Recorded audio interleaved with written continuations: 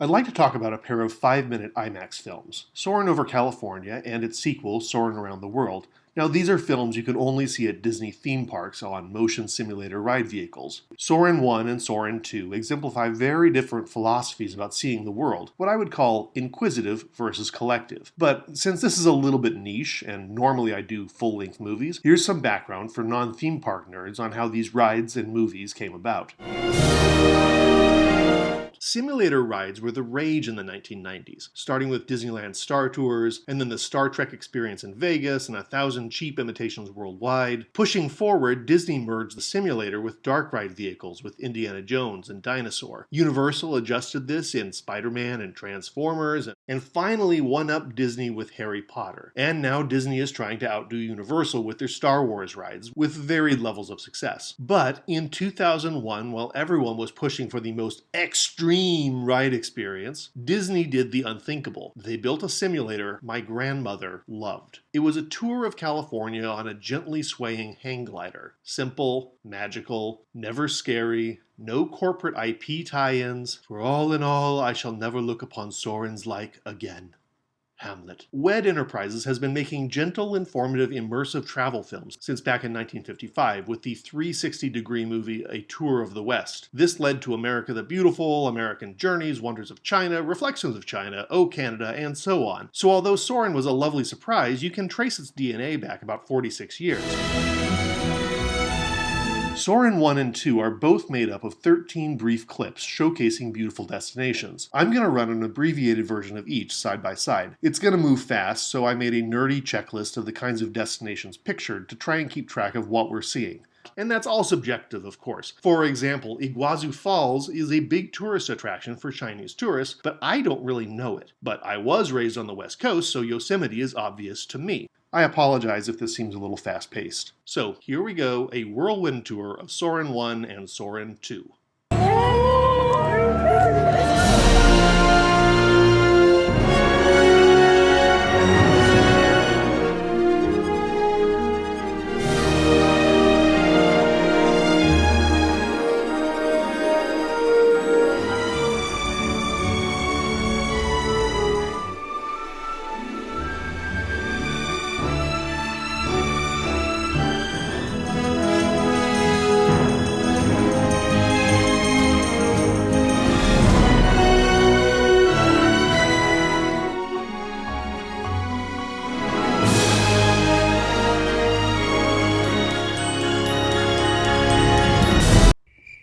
Sorry if that was a lot to process. To break it down, Soarin' over California favors nature shots and kind of obscure landscapes, with a few exceptions. Around the World favors instantly recognizable national monuments. Africa? Survey said. Kilimanjaro. Nice. France? Survey said. Eiffel Tower. Nice. Germany? Survey said. Bavaria. Nice. The familiarity makes the audience comfortable. All of this boils down to the goals I mentioned at the top, inquisitive versus collective tourist films. Over California wants to make you want to see unknown places, inquisitive. Around the World is mostly a celebration of iconic places that everybody's heard of, collective. You come out of California wondering where that was, and you come out of Around the World having experienced something close to what everybody else in the theater did. The origins of these two films explain quite a bit about that difference.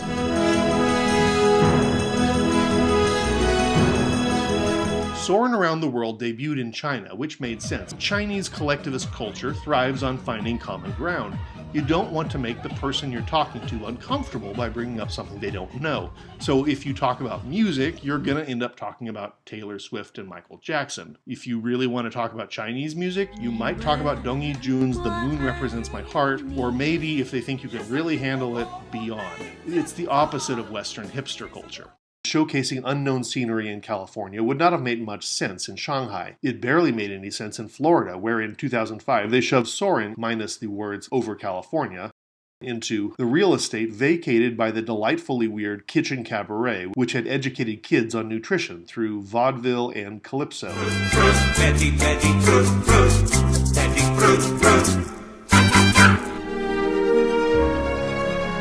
By contrast, the original Soarin' over California was created as part of Disney's new California park dedicated to, well, California.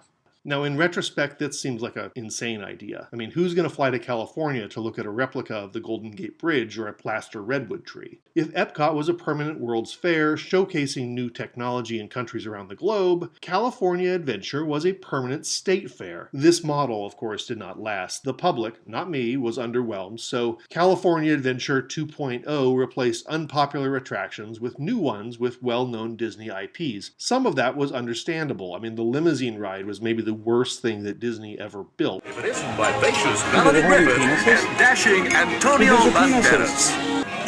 So a Monsters Incorporated overlay made sense. A few changes made me a little sad. The Tortilla Factory, which gave away hot off-the-press Mission tortillas, now hawks expensive Ghirardelli chocolate desserts. Treasures in Paradise was a beachwear shop inside the Disney California Adventure Park. An actual beachwear shop selling high-quality clothes that you could toss on for tomorrow's day trip to Santa Monica. I bought my wife a pair of high-quality linen beach pants there, and she loved them. She wore them for years. But as DCA evolved, they realized that authentic California experiences in a faux California was not quickening anybody's pulse. The educational farm area was turned into a Bugs Land. Paradise Pier turned into a series of Pixar tributes. Oh, I like the Incredicoaster. Sure, slap our names on an old ride. Quite normal, darling. Corporations call it synergy. Treasures in Paradise dropped stylish beachwear and became a place to buy t-shirts featuring Woody, Mike Wazowski, and Bing Bong. I'm sure they do a lot more business that way. You weren't really going to a Disney park to learn or experience a new culture, you were going to share an experience with 85,000 of your closest friends. There is a delightfully weird little park in Shenzhen, China called Window on the World. The park offers miniature versions of famous world sites, like a combo kind of between Epcot and Legoland. Naturally, this meant choosing the most obvious locations. Nobody goes to Orlando or Shenzhen to take a selfie in front of the 6th most famous museum in Paris. The goal was to let people feel that they were traveling without needing, the cash or visas to do so for real, like a World's Fair, or like Epcot Center. Don't get me wrong, I love Epcot Center, and I think it does its job. My hankering to visit Morocco and Norway certainly has something to do with those being the only Epcot countries I've not been to. Heck, I moved to China for years because I'd seen Wonders of China too many times as a teenager. But like Soarin' around the world, Epcot goes collectivist, and it boils each destination down to its most well-known elements. Germany is just Bavaria. France is just Paris. Mexico looks like Cancun, but feeds you like Jalisco, which is what American visitors already know and love. Now, some of that's smart. When Wonders of China was created, they highlighted the stuff everybody knows, the Forbidden City, the Terracotta Warriors, the Great Wall, but since they wanted new tourists, they also tossed in stuff to get me intrigued about China. The Lijiang, the giant Buddha of Lushan, the Harbin Ice Festival. Judiciously, they picked destinations that China's nascent international tourist infrastructure could handle. The downside of collectivism is that once you really know and love a place, the lowest common denominator falls a little flat. One night at dinner in Epcot, we sat next to a Mexican couple and asked how their trip was going. It's great, they said, but that Mexico ride is terrible. Being a big fan of El Rio del Tiempo, I said, really? And they said, yeah, I mean seriously, pushy saleswomen and cliff diving, is that all you think we have in Mexico? I cannot even imagine how a Frenchman would respond to his country getting boiled down to just the Eiffel Tower in Soarin' around the world. Mais qu'est-ce que c'est que cette merde? Et la France est un grand pays, diversifié, plein de beaux paysages et d'architecture et une culture incroyable. Et tout ce que vous pouvez montrer, c'est la Tour Eiffel. Comme si on n'avait rien d'autre à offrir. Même pas la Loire ou le Mont-Saint-Michel, vous vous moquez de moi ou quoi? Now, by contrast, Soarin' over California, like California Adventure in general, went for beautiful but quirky choices. When showing Los Angeles, they picked the 110 freeway and not the Hollywood sign. There's a couple coastal scenes, but no palm tree waving, sun-kissed beaches. Sure, the Golden Gate Bridge is obligatory, but the Navy, agriculture, horseback riding through rugged mountains? That's not what most people expect when you say California. I've been to a couple non-Disney parks that took the same approach. Xcaret, near Cancun, Mexico, and the Polynesian Cultural Center in Oahu, Hawaii. Both during the daytime are theme parks that feature cultural demonstrations. The Polynesian Cultural Center gives boat rides from a mini island to another mini island to learn about Polynesia's many cultural riches. Xcaret doubles as a zoo and a water park, so you get both tapirs and bikinis. The Polynesian Cultural Center is run by the Latter-day Saints, so there are fewer bikinis. At the end of the day, though, both parks usher all their guests into an arena, where they see a massive show that displays the region's cultural uniqueness. In Xcaret, it is the diverse states of Mexico. At the Polynesian Cultural Center, it's the many nations across the Pacific. Both parks got me pumped up to go visit the cultures they were displaying, and they impressed me with the importance of all this cultural nuance that I'm frankly oblivious to. The counter-argument, of course, would be offered by any patriotic Chinese person. 世界上每一个人都知道长城，当然我们为此感到很骄傲。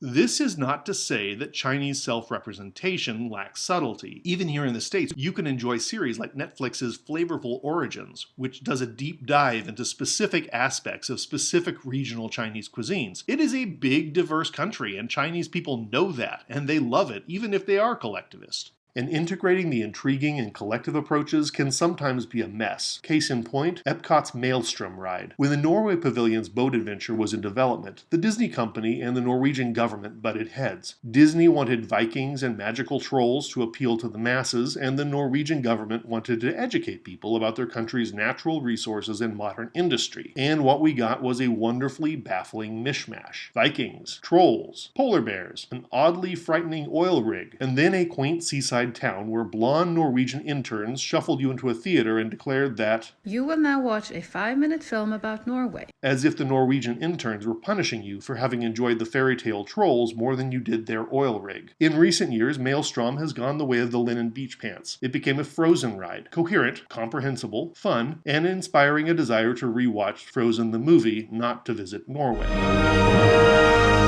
Both versions of the film use some computer animation. In Over California, it's pretty limited. That might just be the timing and the budget. But there's the golf ball that Michael Eisner hits, which has a Mickey on it. There's a somewhat distracting hang glider in Yosemite, and there's the fake fireworks at the end, which include a 3D Mickey head. In Soarin' Around the World, CGI is almost everywhere. Fake polar bears, fake whale, fake elephants, fake people on the Great Wall. The camel riders in Giza look a little suspect, and I know I said I wouldn't go all torch and pitchfork on this, but the CGI in this movie is pretty awful, especially the transition shots. The whale, the bird, the plane, the dirt, the kite. I'm sure the goal was to make us feel like we're really there, but we're not, and I'm smart enough to handle a jump cut. So, sorry, I'm gonna get off my little soapbox. The more familiar you are with something, the more you notice when it's a little off. In movies, this has been dubbed the uncanny valley, when something is almost right, but not quite. The most cited instances are the dead eyes of all the characters in Polar Express, or the plastic look of young Jeff Bridges in Tron Legacy. We're getting better at it, but people still react viscerally to anything uncanny. In Disney park terms, we all grew up with a robot of Mr. Lincoln. We thought it looked pretty good. The same goes for the cartoon-faced pirates or ghosts, but despite the enormous progress in animatronics since the 1960s, people are repulsed by the latest figures in the Hall of the Presidents, even beyond their political proclivities. We're so used to seeing these men on TV every day, a pretty good likeness is almost worse than a bad one. And we don't think that way about Mr. Lincoln. So for Soarin' Around the World, that may be a subliminal hit. We've grown up seeing images of the Eiffel Tower, the Taj Mahal, the Great Wall, so when they're cleaned up, cutting out all the tourists and leaving only a few digitally placed people in traditional clothing, they look like CGI Jeff Bridges. The CGI in Over California does not stick out, partly because there's not much of it, but also if there were, we wouldn't be so conditioned to notice unless we had spent a lot of time in Palm Springs. But my big takeaway is this. Now, my personal preferences are pretty obvious here. Soarin' Over California pushes me to travel all over my home state. Soarin' Around the World will hopefully excite some other people to head out and experience foreign cultures. If you love that movie, I dare you. Go to Badaling, go to Iguazu Falls, go to Uttar Pradesh. Heck, just go to Paris and wander off the beaten path. This is a gorgeous world we live in, and it's worth loving. I want to give a quick shout out to a few more established YouTubers who, directly or indirectly, made this video possible. LMG Vids generously allowed me to use their excellent Soarin' footage. They do the best on-ride videos out there. SoCal Attractions 360s is another superb on-ride video channel worth checking out. Martin's Vids does exhaustive deep dive history videos of theme park rides. And Rob and Alyssa Alvey at Theme Park Review have inspired me for 20 years to try my hand at video editing, and they're still going strong. Major thanks to all of you, links down below. Also, thanks to Julien Maudot, Liu Dani, and Kirsty Hogue for providing the French, Chinese, and Norwegian voices that I really needed.